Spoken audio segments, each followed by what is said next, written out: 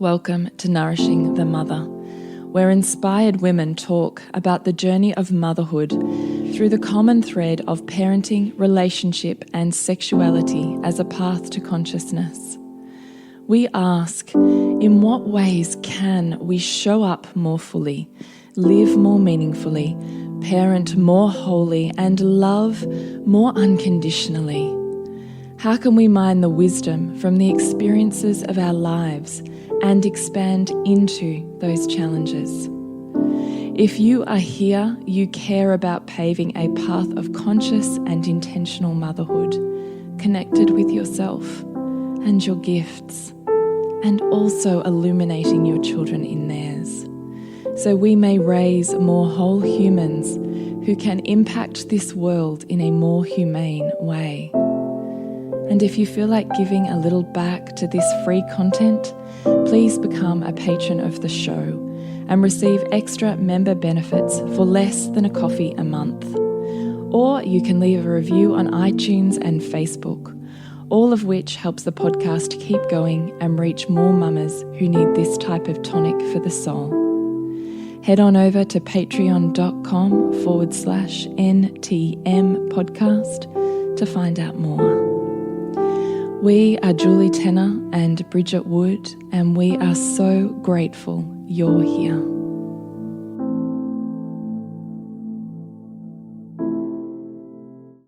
Hello and welcome to Nourishing the Mother. I'm Bridget Wood. And I'm Julie Tenner. And today's podcast is who we become through raising our children. I had to think about it because I'm like, who we become while we're raising ourselves to raise our children. I'm going in my head, hang on a minute. You know, it's funny. So this quote, which actually I shared on social media, was something that came to me in the shower, and it took me a few goes to kind of get it out, you know, like what I'm trying to say here with these words. So we will get to the story of what this podcast is all about in just a moment. But before we do, I would love to remind you to jump onto nourishingthemother.com.au and jump on in with your email address to join our community, where once every now and then we just shoot you off an email with links to everything we've put out in the world, podcasts, interviews, blogs, writings, you know, whatever's coming up and going on with Nourishing the Mother, so that you can pick and choose if it's something you'd love to dive a little deeper in, or perhaps something you missed and you'd just love to know about it. So drop in your email address at nourishingthemother.com.au and join our beautiful, thriving online community. So the words I wrote on a post this last week were, "You are not your children. You are who you become through the process of raising yourself to raise your children." And I think the first piece of that is really a reminder that who you are and your worthiness is not dependent on how your children are and who they are in the world, and how adjusted or successful or kind they might be. It's not a reflection on your worth and your capacity.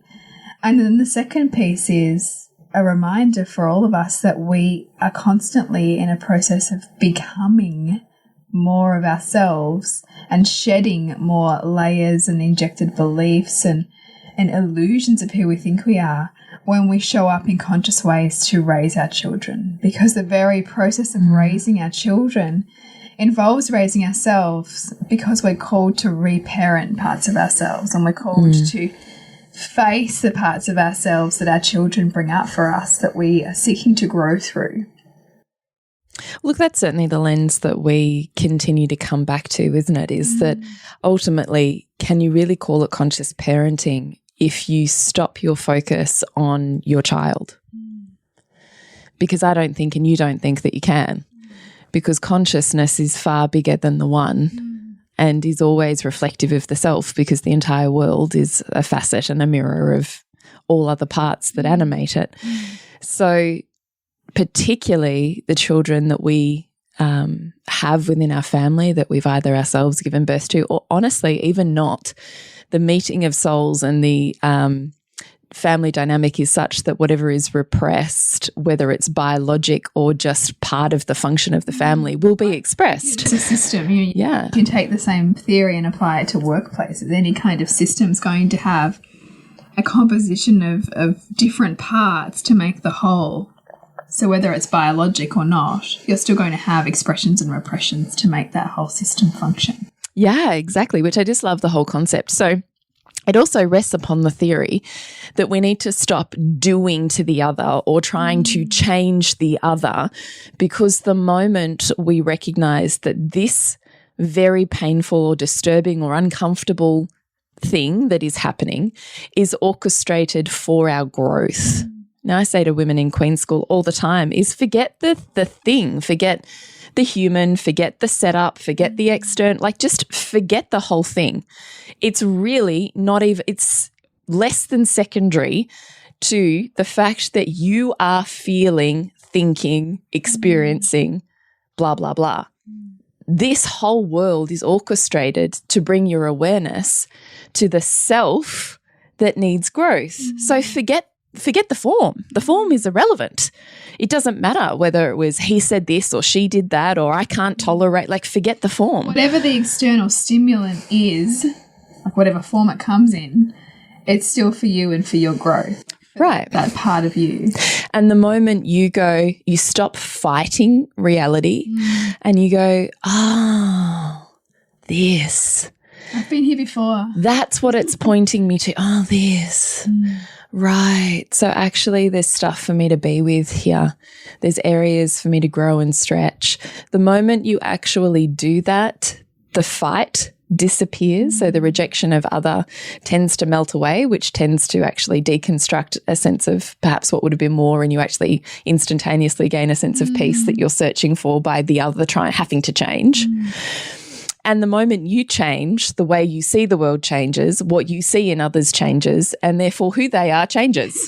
And so were they ever really who you thought they were in the Right. I mean, we could go down a rabbit hole, couldn't we? A big rabbit hole, but we won't. We'll get for another time. No. So the point is we always are raising ourselves to raise our children, because each and every moment that is difficult for us is an expression of a previous hurt or an unresolved aspect of selfhood that requires growth towards the soul level of enlightenment.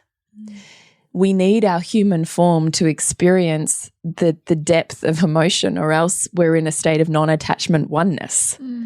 That's the soul. Yes. So to actually... And trying to go there is spiritual bypassing. Yeah. To be here in the human form where you actually have an opportunity to feel is the point. So the first time our child is 1 and 3 and 9 and 16, we meet like a deja vu. It's a true deja vu, the pieces of us that are reflective at each of those ages. So it's not that there's anything wrong with this child. It's the fact that we have to grow up these pieces that were stopped or stunted or repressed or suppressed within us at those ages, and we get an opportunity to regrow with our child as they grow through the lessons that we ourselves turn into wisdom. And I also think in terms of the children are always also working for the family dynamic and for the parents. So whatever parents don't address or don't consciously work through or, push under the rug, children will bring up because they want parents to become more whole so that they have a blueprint for what it looks like to be whole. Like they have a job consciously or unconsciously to help with the evolution of the family. And so even an example at the moment is my baby, who's just about to turn 1, is waking at night. And this often happens, that transition from baby to toddler, where you go from, oh, I love co-sleeping, and oh, I love this closeness, and oh, this is so beautiful, to the pain being big enough that you want it to change now and that you're ready for more separation and for the next step in independence. But for me, so I recognize that piece of it, but I also recognize that for us as a dynamic, like my husband has had, we'll often talk about like he'd just rather have them when they're 3 because he just wants to bypass the sleep stuff and he gets super frustrated. And so I can also see how she's pushing that button for him on the irritation that he feels around sleep deprivation. And for me, helping me to delegate, even though he doesn't like it, because it's not all my responsibility either. So it's growing out parts of me that are seeking to have him step into more ownership, even if he doesn't like it, you know, like that which requires you to step into awkwardness and difficulty within yourself as well, because that I wouldn't say is a natural process for you. That's something you have to work with. Right. Yeah. And so I can see how this is really functional, even though it feels like, you know, frustrating and like I'm over it at 2 a.m., you know. Oh God, who doesn't know that? Yeah. And so, but I can, so it's never just like the baby or the child. It's like, what is this, how is this functional for the whole? Like, what is she calling us to grow towards or grow into or shift or change or repattern? Like, it's bigger than just her. It's never, the behavior is never separate from the family as a whole and what the family as the whole needs. Yeah, sorry, I was laughing because my toddler just swore for the first time tonight in the car on the way home. Yeah, she did. So and I was just having a flashback then going, because I kind of thought maybe I'd just cruise on through. She just tried it on, didn't she?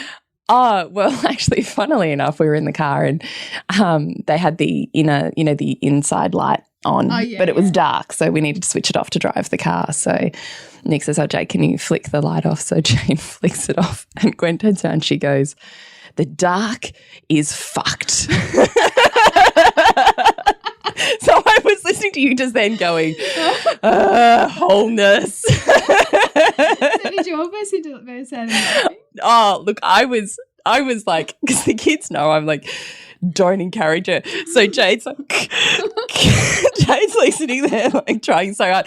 And I got him in, I'm in the front like quietly convulsing as I'm trying to be the adult that's like, don't you even.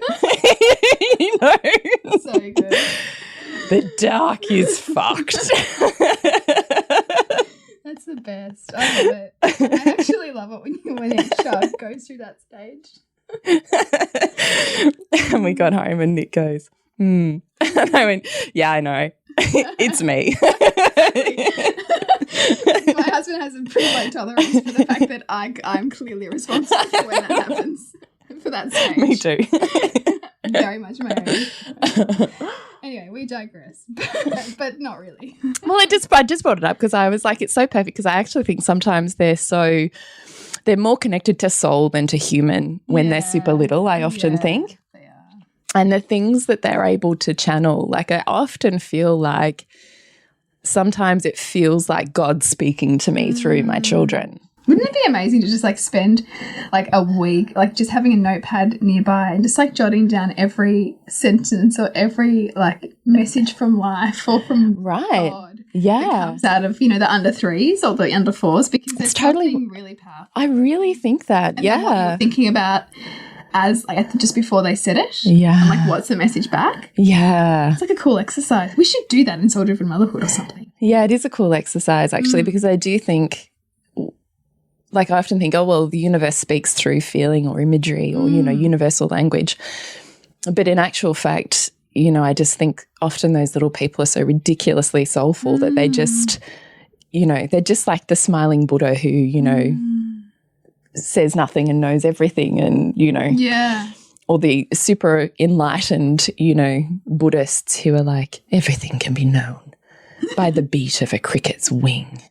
And I'm like, what the fuck? Deconstructing that whole sentence. Right, yeah.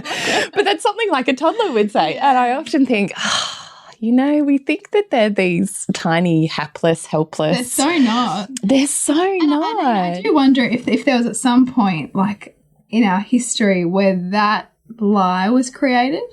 You know, like, because, you know, we know, like, that women have been suppressed. Yeah. But, I mean, what about the wisdom of children being totally. realised? Yeah. You know, like, because it's almost, like, if we look to the children for the wisdom that they do hold, how would that call adults to be more accountable?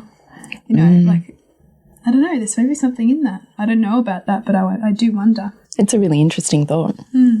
Interesting thoughts are really just interesting. They just are. What else do we want to say about this raising your children? I do have this Carl Gibran quote, which, you know, is epic. I just love it. I know. It's so good. So we're going to read it. We're sure that you've heard it, but I don't think we can hear it enough. So take it away. I love poetry. Poetry is like, talk about soulful, hey? So this is Carl Gibran on children. And a woman who held a babe against her bosom said, "Speak to us of children." And he said, "Your children are not your children. They are the sons and daughters of life's longing for itself. They come through you, but not from you. And though they are with you, yet they belong not to you. You may give them your love, but not your thoughts, for they have their own thoughts. You may house their bodies, but not their souls, for their souls dwell in the house of tomorrow, which you cannot visit, not even in your dreams. You may strive to be like them, but seek not to make them like you, for life goes not backward nor tarries with yesterday. You are the bows from which your children, as living arrows, are sent forth." So good, isn't it? It's just so beautiful, isn't it? It's so good. I know. And that line about you may seek to be like them but not make them like you, like that, there's so much I think you could break apart every single verse of that because there's so much in there. It's really humbling. It is really humbling. Yeah, I love it. It's a really beautiful quote. And I think it's such a beautiful reminder because I think we can get so like there. I'm even really careful with the language around my children, my son, because I'm so acutely aware that they're not mine and that it's, you know, this most sacred role, I think, of motherhood that I just feel the most immense amount of gratitude that this soul chose to come through me and that I get to witness. It's like the witnessing the birth of a star, isn't it? Like I get to witness the birth of this soul through life and I get to witness that really intimately. Like that's like, I don't even know what the word is, but I just, you know, I grew up with a mother who was so lost in how she wasn't recognized and how we didn't thank her enough and we didn't validate her enough and we didn't give her enough because she gave everything. And, you know, this concept of motherhood being thankless. And I can't think what the word is right in my head right that, but what's that, you know, the idea that, you know, you give everything and, you know, you just get nothing in return. You don't even appreciate. There's no appreciation. That's the word I'm thinking of. But I watch my 4 children and I think I just feel immensely blessed. Like there's honestly not this part of me that feels this sense of injustice, like you owe me something. They don't owe me anything. I said yes and they said yes and we had a soul contract and I get to witness them intimately as they bloom into this life. That feels like a gift. So I don't sit here going, I've given all of myself to you and, you know, you just don't see me or appreciate me. I sit there going, fuck. I'm so grateful that you just are sitting next to me or that you came and said hi to me or, you know, so many times, you know, I'll often just marvel at their beauty or grace in whatever form it is. And I'll just be like, I really just appreciate you. I'm really grateful that I get to be here with you. And I just think I never heard that enough.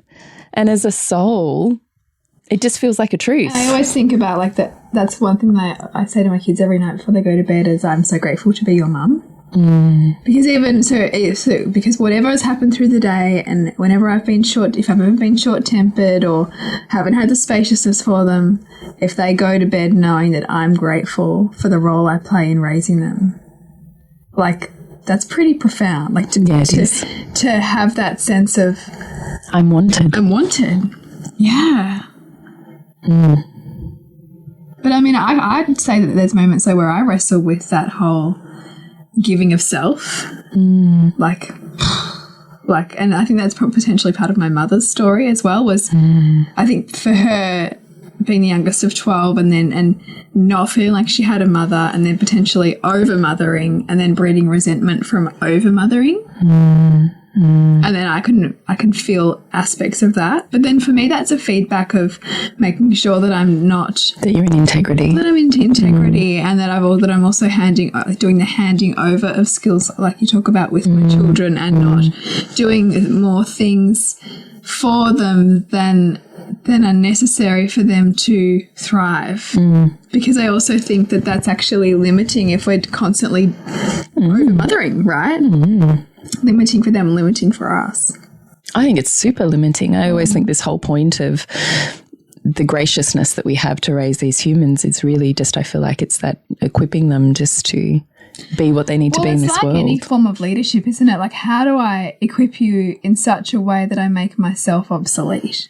Yeah. You know, eventually. Yeah. Like, that you lead so well. Yeah, that you don't need me anymore. Yeah. That you give. Which is deeply painful too. It's deeply painful. Yeah. Like, I think, but in a form of a business, you can see how that functions, and that makes sense because you move on to the next business. Like, so you go into a business, you set up the business as the leader, and you give everybody everything that you know and that they know, and then you basically... You build the business up until it doesn't need you anymore. And then you move to the next business. But there's no moving to the next children. You know, there's no moving to the next. I'm sure there's a new form of it, but in our deeply human selves, like there's a heart-shattering reality of there's a point where I'm not going to be needed anymore.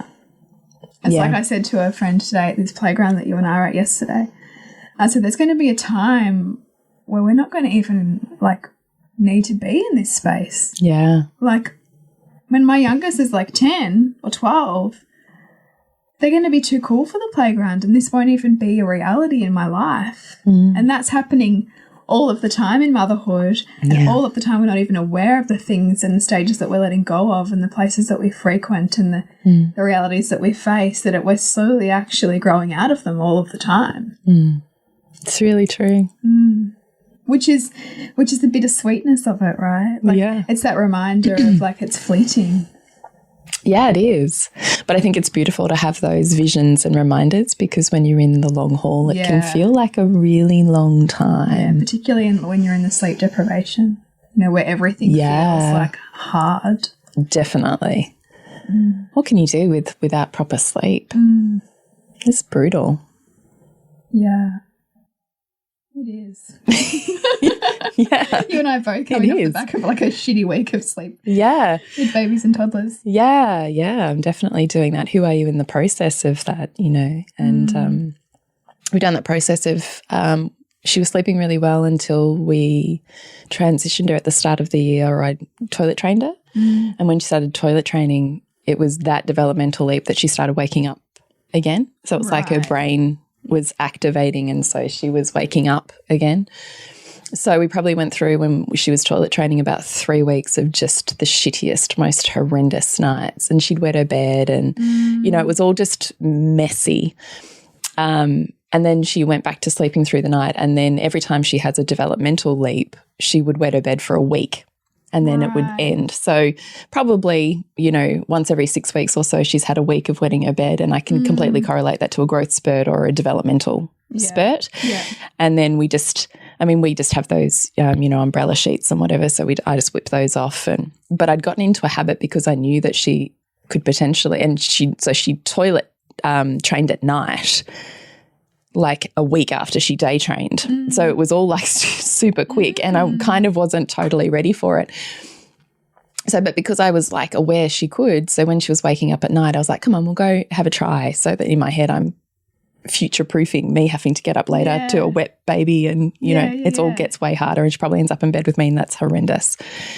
And so I've got into a habit of, she wakes up, she calls out for me, I take her to the toilet. And so that had started then to become a habituation. Right. And then was, and because I get a bit funny about them being without blankets on them during the night, and, you know, it's totally just my fear. It's actually got nothing to do with them. They're probably fine. It's my fear. Of them being too cold. Yeah, of them being too cold. So, you know, raise your children to raise yourselves. So I'm like witnessing all of this in myself. And then she started to want me to stay in the room while she went back to sleep again. and, go through that phase. And I'm like, okay, fine. I'll just lay, I'll lay here with you. And then we moved her up into the top bunk. So then I was like, okay, I'm not sleeping with you. I'm not touching you in the bunk. So I'll lay on the bed underneath here and I'll stay until you're asleep, which is what we had been doing. And then it got to this last week and I was like, no, this is fucking it. Like, I'm done. This is a total habit. There's no part of you that needs this. You have just habituated your body into a sleep cycle that now wakes you up and you now don't have a self-soothing mechanism like you do in every other sleep cycle where you just roll over and you go back to sleep.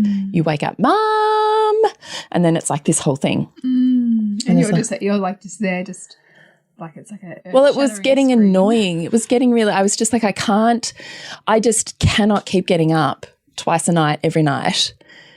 I just can't do that. I don't want to do it anymore. And so we'd moved obviously into the bunk and whatever. And so I just said to her, no, that's it. I'm not coming back in here. You're really safe. Like I went in there, said to her, you're really safe. You're with your brother, blah, blah, blah. And then our bedroom's right next door to her room. So every time she called out, yes, Gwen, I'm still here. I'm still here. But we had that first night, 2.5 hours of solid screaming. So between 2 and 4:30 at night, she just wasn't sleeping. She just went through phases of different levels of screaming and yelling and, all the things. Yeah.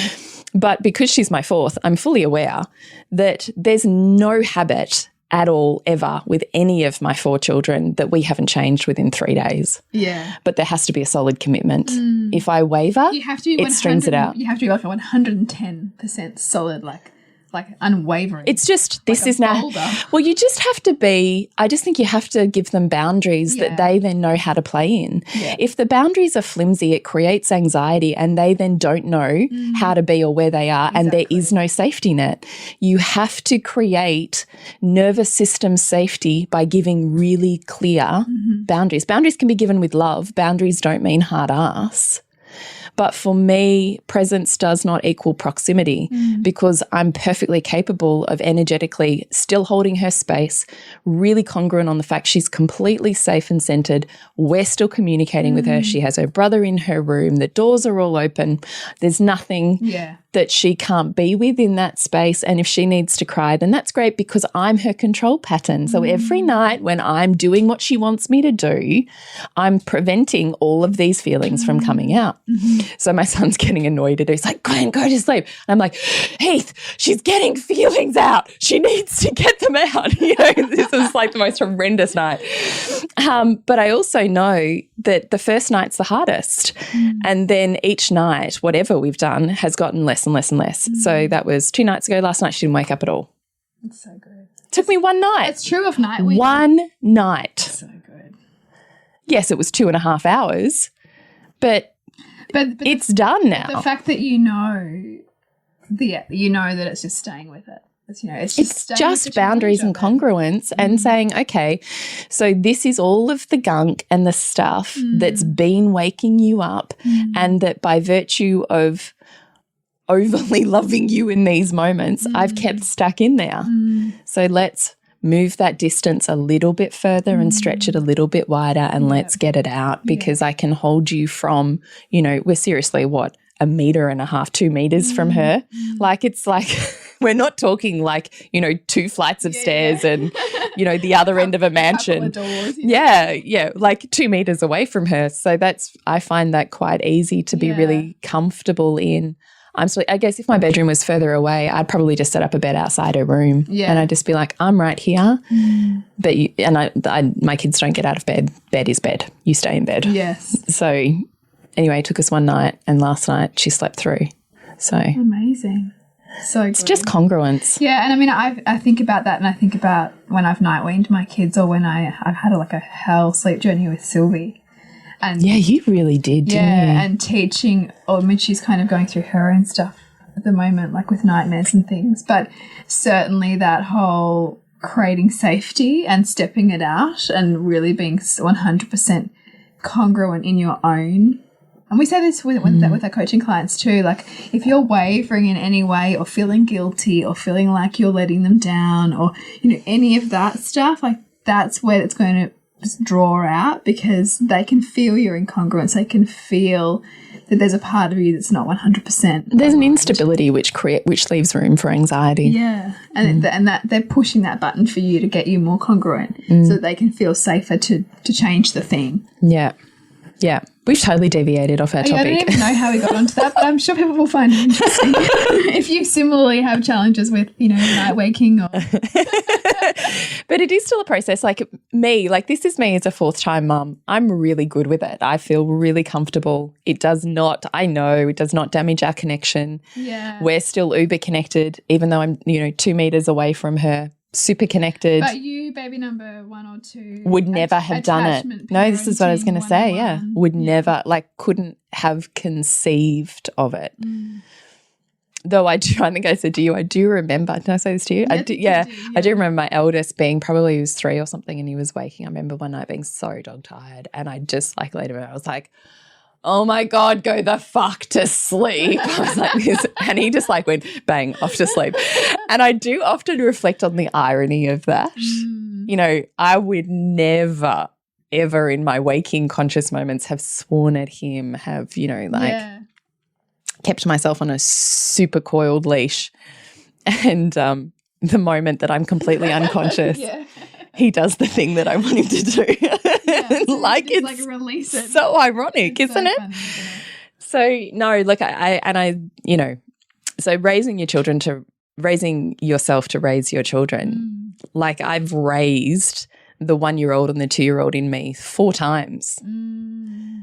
It definitely gets easier each time you have a child who takes you to that place. It's definitely, or it certainly was for me, the hardest with number 1. Yeah. And it just gets easier the more times you hear, I go, oh, yeah, here, no, I'm good. We're resolved here. It was like me reflecting on the sleep stuff with a friend and saying, oh, it's only taken me till she's 11 months. It's taken me 11 months. This is the longest it's taken me to ever get sleep rage, nighttime sleep rage. And because I've parented myself at this age twice before. So it's just I've worked through enough stuff that they're still there, but it's not as... you've stretched out. You've stretched it out. Yeah. Which is cool. It is cool, but that it is the whole process of we really, really do take us to places in which we can then grow ourselves in integrity and alignment, and I think skill sets and capacities, which do serve every other area of our life. Yeah, absolutely. I don't think that motherhood makes you less or in some way minimizes who you are as a human. I think it absolutely upgrades all of your skills and therefore all of the ways that you can bring those skills to all of the other areas of your life, but particularly since we are a culture that focus on work, particularly also with work. You want to get something done, give it to a busy mum. She will sort that shit out for you in 5 minutes. Yeah, and she'll find time that she didn't think she had, right? Yeah. So, this whole concept of I'm somehow dithering away at home, I just find abhorrent because you are doing possibly the deepest, most committed spiritual work there is. You're not taking a little 3-week vacay to Bali retreat land where you get to sit in a yogic posture. Yeah. You're fully in the trenches, digging the human shit to mine the gold. No, really. Talk about a fucking spiritual bypass. Really angers me. Yeah. Because I don't think that we realize what we are doing from a soul level when we're parenting. Yeah. No, I don't think so either. Honestly, there is nothing that you cannot learn through motherhood. And I look at all of the teachings and all of the spiritual practices that I've been through and mentored with, and there's nothing I can't know about the universe from my children, from being a mother, from understanding life through that perspective of, the giver and ultimately taker of life. There's nothing you can't know about life, through that lens and of humanity and of the spectrum of the universe, it becomes very easy for us to get busy and to numb and to step away from all of the parts of ourselves we don't like, change partners, change careers, change environments, change room, numb out in all of our creative ways. Always look for like something new. You cannot do that in motherhood. No. So you are living literally the deepest spiritual edges every day. Like, I just feel like, why are we not worshipping the ground that mothers walk on? Because that is the hardest shit you'll ever do. Yeah. Because you actually are designed to birth all of the parts that you most need to grow through. You are designed to birth. Yeah. Right? So you're going, therefore, like, that is like the spiritual ticket to epic growth. But epic shit, like shit shows as well. But this is the thing. If you cannot translate spiritualistic or spiritualism in any of its forms into a manifestation and incarnation that allows you to tussle with life as it unfolds, which is divinity, you've bypassed it. Because you're looking for it to be something else, which is not even... I like this shit, I'm out of here. Yeah. I'm like, well, turns out this is the point. Yeah. You know? Yeah. Like, I just think, why do we hold on such a pedestal people of deep spiritual practice and discipline when we have an entire, largely unseen plethora of women doing just that every single day, relentlessly, humbly, with the deepest level of integrity and, you know, peeling of ego that there could possibly be? How do we not have such a reverent point for that we don't consider it the spiritual temple of life? Like, honestly, I don't get it.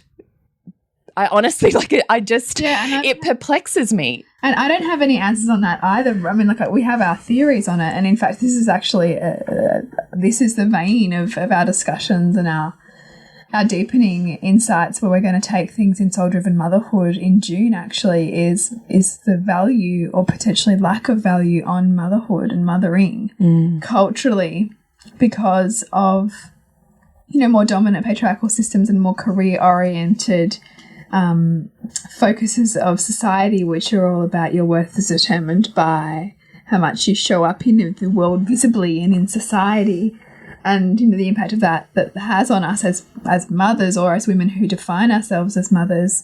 And yet there is actually so much profound richness to be mined and also service to the world through motherhood that just seems to kind of get, you know, sidelined, really.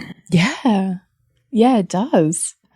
But sometimes I wonder if the invisibility of it also amplifies the growth out of it. Because by virtue of it being invisible, there's automatically less construction of an ego. Yeah, so in fact, because you're not witnessed in it, it's actually a true spiritual process. And actually that's where the work is, you know, like the monk in the ashram, or that's unseen work. Yeah. Like, this is unseen work, but it's a commitment to practice. Yeah. Yeah. So I just, you know, I mean, there's so many concepts in this, raising our children to raise ourselves, but I think ultimately that's why you go gently and why in every single moment you ask yourself, what is here for me? Why now? Why in this moment? What does this mean for me? Because it's always here as a construction for your growth. And in doing that, your children raise you at the same time as you're raising them. Like, it's an equal exchange. If not, you know, we'll flow the other way. But I just have reverence for that, because in each and every moment that it's painful, it's purposeful. You know, I don't know if I have much else to say about that other than, I mean, I could talk about it for ages in terms of concepts and what it means to raise ourselves and what that looks like at each evolution and with each pain point. But if we're not willing to be self-reflective in the land of conscious parenting, if we're not willing to look at all of the things that we want to hide from, or all of the parts of us that we don't like, or all of the ways that we say we can't do blah, blah, blah because, or, well, one day when, or one day if, or if I had the partner who, or if I was like it's an absolute minefield. If not now, when? Like there is no future, one day I will experience more peace. It's just like you're setting yourself up for an absolute fall. Yeah. Because there's always a conservation of challenge and support. The form just changes. So it might not be your children, but it will be your relationship or work or finances or parents or some area of life. And just like, this is one of the big things that I think that we end up working through with a lot of women who come to us early in motherhood, is making sense of that identity change and sometimes the rose-coloured glasses with which you look upon yourself and your life before you had children versus now where the demands seem so great. Whereas before you had children, it just looks different, and often you might have been jostling for promotion, or you might have been, heart-achingly desperate to find a partner, or you might have been, really struggling with your own self-worth in other forms, so the challenge was still there. It's just in a different area, and we're never without challenge, and nor would we want to be. Yeah, challenge is what grows us. But I loved it before we started recording this that you'd said, I wish that all mothers knew essentially that the way to get through this is to make meaning out of it. Yeah, so one of the practices that I like to do when I am feeling triggered by my children, or just by maybe it's like 4 o'clock and I'm feeling behind the 8 ball, and like the house is screaming at me and dinner is half done and I've got a toddler at my leg, and my 3-year-old's yelling at me or whatever. And it's just that practice of slowing right down and noticing the small features of my children. So slowing down enough to notice my daughter's eyelashes, or the way in which she looks at me, or how she holds her hands, or something to remind me to slow myself down and put a halt on my own projections onto the situation as a result of my anxiety about not getting it all done. The future. It's a presence practice, really. It's a mindfulness practice. Yeah. And so then when I'm doing that, it slows me down enough to get out of a reactive state and to respond in the way that I want to respond to my child. Well, reactive states are so set up by fear of a future, blah, blah, blah. We've already strung along a whole lot of meaning. And we've made it mean that if you interrupt me right now, then I can't cook dinner and get you in the bath and, whatever that is. And then you've jumped ahead into the future. And, you blame it on the 3-year-old. Yeah. And so, and that practice, I love that, because then that does bring me back into, reverence and appreciation for what my children are teaching me, just as much as what I'm teaching them and what I'm gifting them. And it puts us back into that place of like you were talking about before, like that that sense of great responsibility and honouring that it feels like to be able to raise these children, as opposed to feel burdensome. Yeah, it really is so fleeting. Really, I know that we, say that it lasts forever, but it isn't. It's so fast. Like my oldest is 14 and I already feel like I can feel him slipping away per se. And I think, God, it's nearly done. Like my intensive time where I'm the centre of your universe, it's nearly done. Like it's the strangest feeling to look back and go. Do you have moments where that rips your heart open? Yeah. But as opposed to ripping my heart open, I suppose I think of it as a gift from the divine, and I surrender my heart open to that feeling. So as part of my cultivation practice of, intimacy, I practice surrendering my heart, particularly when it's in pain. So surrendering it to the altar, handing it to the divine, whatever, construct works for you. So when I feel that pain, just send it up, and I let it transform into something that allows me to be grateful. You know, I think out of all of our great pain comes enormous revelation, and one is not separate from the other. So the times of greatest pain will also be the times of greatest revelation. So in the end, I'm not ungrateful for it. And if anything, it just reminds me of how precious it is. Like I'm so filled with absolute gratitude and grace, and, you know, just the fact that it's gone. Like what a gift. I can't believe that it's so fast, which sounds so ridiculous because I also really get that it feels really long too. But when they're nearly gone, you all of a sudden think, God, that was so fast. Did I do everything I wanted to do? Did I do it the way I wanted to do it? So, you know, if I had my time over with Heath, I would do it differently. But he was my first.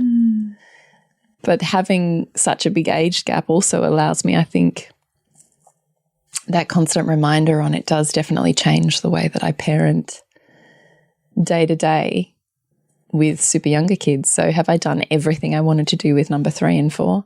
And even number 2, yeah, I've done. There's not a thing that I haven't done that I wanted to do at all. Like I have fully left it all on the dance floor at each and every, at each and every phase. And I think that's the point too, because I don't want to get to a phase where the if and the when come back to bite my ass and I'm filled with regret because I was too shit scared to step onto the dance floor.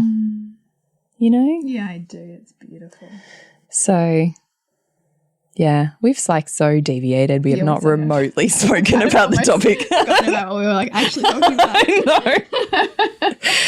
Except that I really do want to invite you into soul-driven motherhood. I read this beautiful post today, actually. It was in response to one of your messages. I think that it was one of the beautiful women in our soul-driven motherhood, and she'd said, I just consider that 39 Australian dollars a month an absolute necessity for my living. And I was just like, fuck. That's so beautiful. Isn't that amazing? That she just so completely knows this is a non-negotiable living expense for me. He considers it alongside the utility bills. Like it's just something that you have to give. Yeah, because it reminds her of the meaning and it reminds her of presence, and it gives her the space to come back and tap in when she needs to. And that just lights my heart on fire. I think if I'd had that with my first, I would have chosen things differently. I mean, it didn't exist back then, but, you know, I would definitely, community changes everything. So, and I would like to think that, you know, Bridget, you and I are providing a space of nourishment, but also of inspiration and problem solving. So, you know, if you're really on your motherhood journey, no matter how early in you are on it, that it's a space where we've now got like 10 courses in there that's so just in the unit section in content. There's all these conversations. We're doing our retreat. We will have just done our retreat by the time this comes out. And it's so cheap. I mean, $222 for 6 months of soul nourishing, conscious parenting. I was like, and facilitation. I mean, like the beautiful thing is because also not only are Julie and I jumping in there and offering our perspectives on questions and comments and things, but so many of the women in there have really immersed themselves in a lot of our work, and so are really well versed in offering those really rich perspectives and that lens that wisdom can offer. And it's just really heart-opening and beautiful. Yeah, it is. So please come and check that out, Soul Driven Motherhood, or you can find that on socials and at Nourishing the Mother. So to connect with you, Bridget. Suburban.sandcastles.com, and you, Jules. ThePleasureNutritionist.com. Remember to nourish the woman to rock the family. And we'll see you next week when we continue to peel back the layers on your mothering journey. And if you want to support Nourishing the Mother and all the late nights, the early mornings, the blood, sweat and tears we pour into our art, then please go to patreon.com/NTM podcast and become our patron. As a patron, you're helping all of the cost of operating this podcast, the hosting, the editing, the transcription, helping all of that be completely covered, and joining a community who are all about honouring our journeys and continuing to open. The more support we have, the longer we can last. So become a patron. We'd love to have you.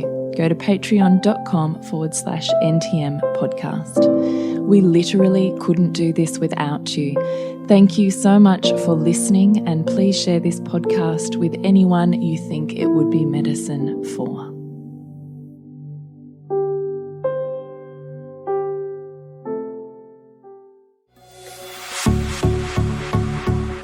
This has been a production of TheWellnessCouch.com. Check us out on Facebook and join in the conversation on Facebook.com/TheWellnessCouch. Subscribe to each show on iTunes and check us out on Twitter.